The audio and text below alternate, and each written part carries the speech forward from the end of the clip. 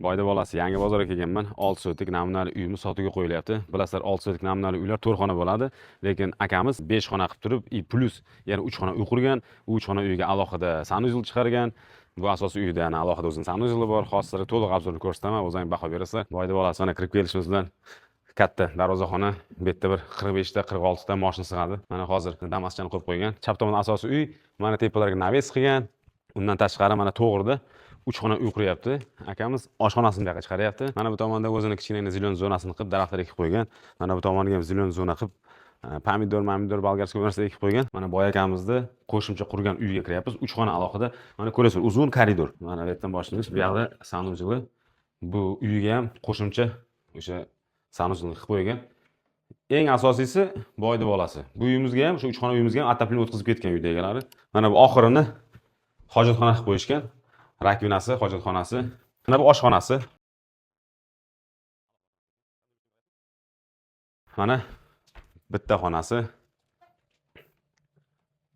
Uyning ichida nima qolishi, nimalar ketishi, mebellarni o'zlarining uyda egasi bilan gaplashasizlar. Boyda bolasi eng asosiysi uyimiz narxi yaxshi. Hozir bilasizlar, namunali uylar 6 so'tlik 4 xona hech nima qilinmagan, qo'shimcha uy qurilmagan uylarning narxi hozir o'sha eski holatdagi uylar 60-65 ming yotibdi. Lekin akamiz juda ham chiroyli narx so'rayapti. Atiga 86 ming dollar bersin deyapti, shunday chiqib ketaman deyapti. Faqat boya aytganimdek mebellarni o'zidan kelishib olasizlar. Mana bu yerda отопленияsi. Mana bu asosiy uyimiz. Bilasizlar, bu yerda uzun koridorchasi bo'ladi-da.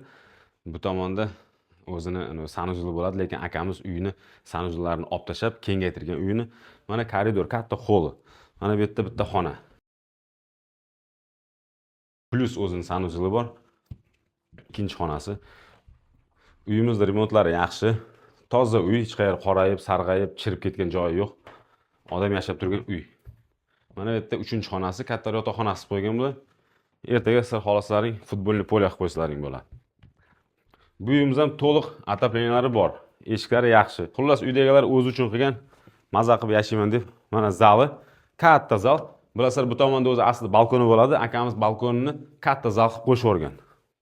Maza qilib yashaysa bo'ladi. Uy salqingina. Mana bu yerda kirgan bo'lsalaring, aslida oshxonasi bo'lishi kerak, lekin akamiz oshxonani narigi uyga ko'chirganda, bu yerda ham yana bitta xona qilib qo'ygan.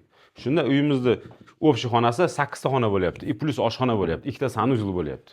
Nima deysizlar shunga? 86 ming dollar ataga pul so'ralyapti. Pastda o'zim raqamni qoldirib qo'yaman. Menga bitta aloqaga chiqsalaring, egasini ko'rishtirib qo'yaman. Uyda barakasini qilib beramiz. Ko'rishguncha.